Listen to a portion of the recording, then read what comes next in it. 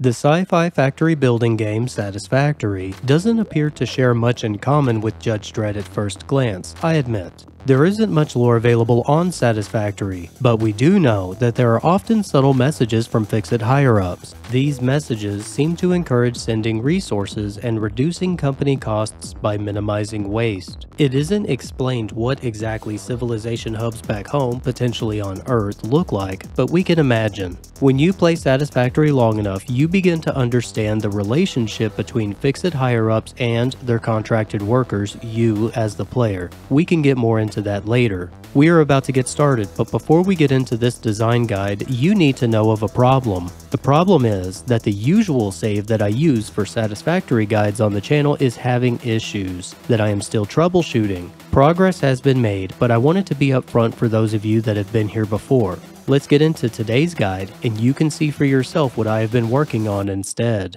So, I get asked a lot, or people want to know what to go for with their playthroughs, or more information on how to plan a playthrough specifically. Sure, I'm happy to. I'll document and summarize the process for those of you who would like help on this aspect of your gaming. One way to semi-plan your playthroughs in gaming that involves base building is to think of it in terms of world building. This is a huge concept in literature, entertainment, and so on. With this approach, we essentially start with a cool idea and work backwards. I build modular megastructures in Satisfactory and other games like it, and I am a longtime fan of Judge Dredd. Sci-fi megastructures and architecture that can be seen from space? Check. Now, to incorporate Dredd's architecture into my Satisfactory playthrough. To work backwards effectively, you can do some classic world building. What should the playthrough look like? Well, I happen to have pulled a bunch of research as an example, so you can see how I usually organize my thoughts for planning a long-term save file. The first thing to know if you're not familiar is that the universe Judge Dredd inhabits refers to everything as megablocks, mega towers, mega cities, mega highways. These megastructures grew out of a response to both overpopulation and harsh conditions in a dystopian world where the surrounding climate is a deserted, irradiated, deprecated wasteland. Megacity 1 is the name of the city Judge Dredd resides in, and where most of the images of today's inspiration have been sourced. Megacities are brutalistically themed civilian hubs, with more advanced technology than in our present timeline.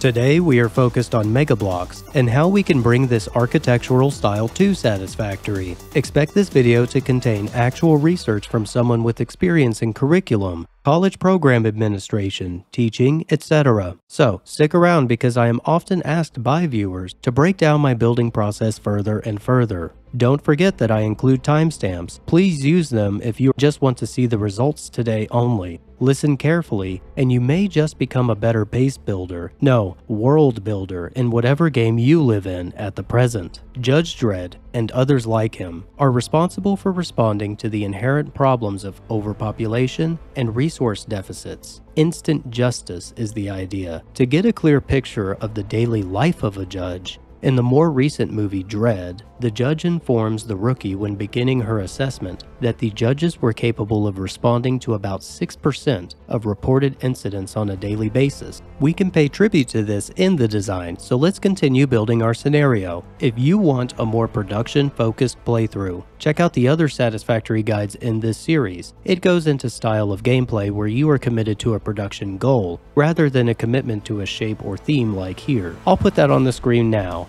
Megacities in the Dredd comics are massive. They cover entire regions of a continent. They resemble a young economopolis, did I say that right? Or the beginnings of a planet-wide city infrastructure. What we are doing today is still massive, but is a scaled-down, eyeballed inspiration or replication of a megablock. I am starting with a 103 by 103 foundation in my head, and seeing where that fits in with the surrounding terrain in the biome. There is a glitchy area where I would have liked to have expanded to, due to being where the claw was located in the previous playthrough, and it's still present, so that brought the scale down a bit. We may still do something over here, but it won't be in the main building, or won't be the main building. More on that in a moment. To the best of my knowledge, there are approximately 50 to 70 megacities that have existed or still exist in Dredd's universe. Some are damaged or have failed, and they vary in size or scope. There are very few, if any, of what we would consider traditional cities, towns, or groups of people remaining.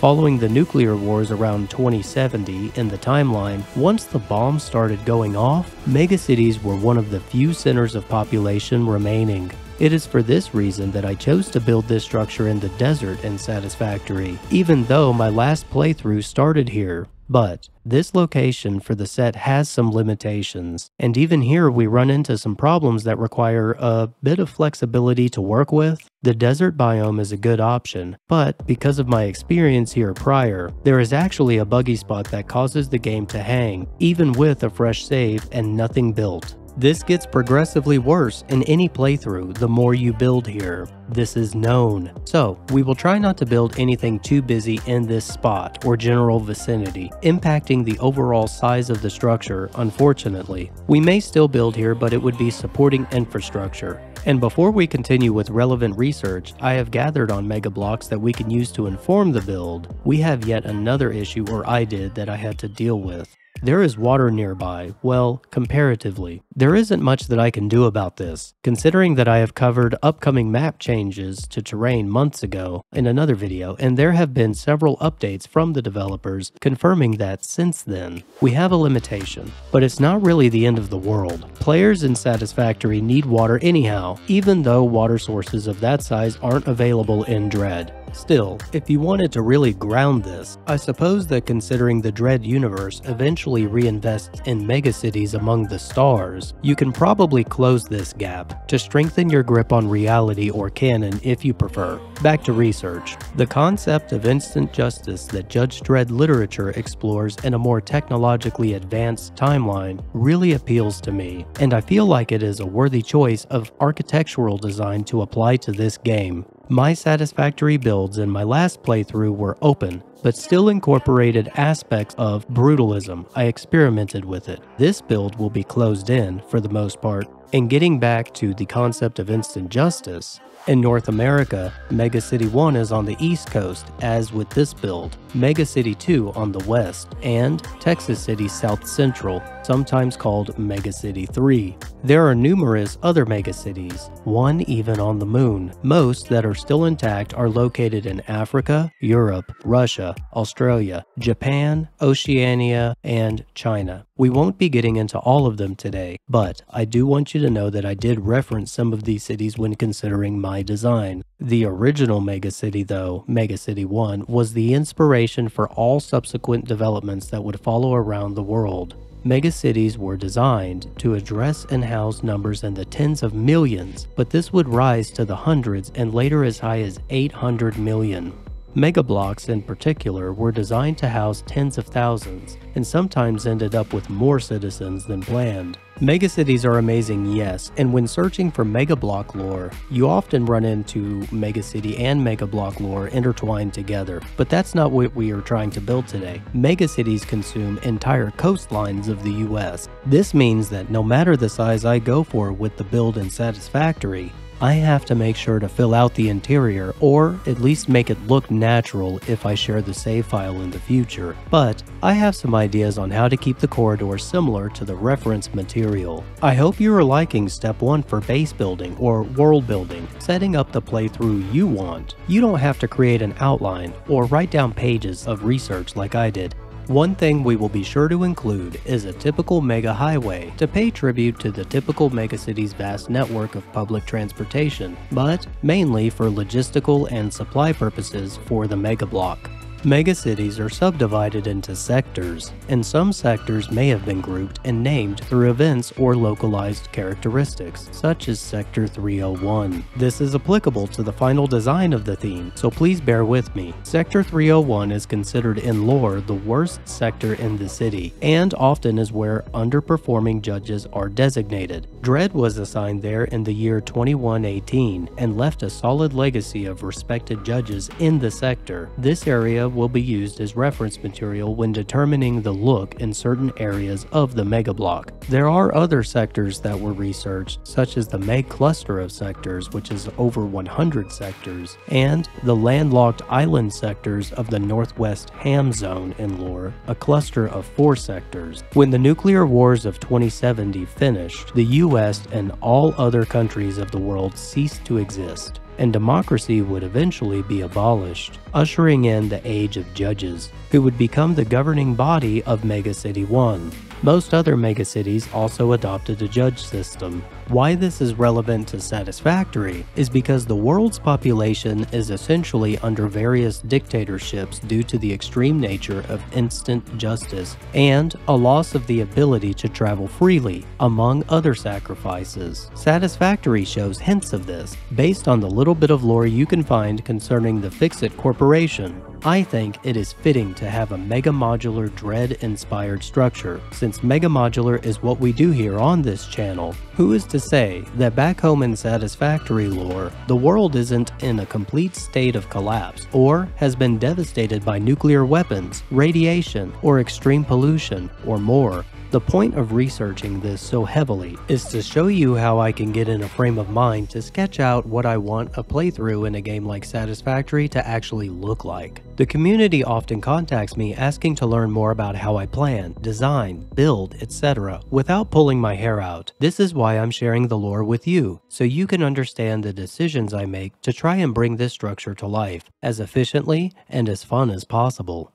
So, we have learned that humanity leans on the megacities to sustain and protect them, and that the city blocks within megacities are far from what we would imagine by today's understanding. They're truly contained towns with all essential amenities like hospitals, schools, shopping, etc. It may seem appealing, but don't be fooled. This is the horrible result of a potential future in which many citizens will never actually leave these blocks. Add in the inescapable issue of being trapped in one place with very little to do, gives rise to the high crime rates noted in nearly all megablocks in the lore. For this reason, we will ensure we try to capture the misery while leaving the build useful for factory production and actually playing Satisfactory. The megablock life also leads to a high sense of loyalty for the citizens, leading to turf wars between blocks, also known as block wars. I will try and remember to use different coloring for various areas in the build, and maybe toss in a little fix-it graffiti.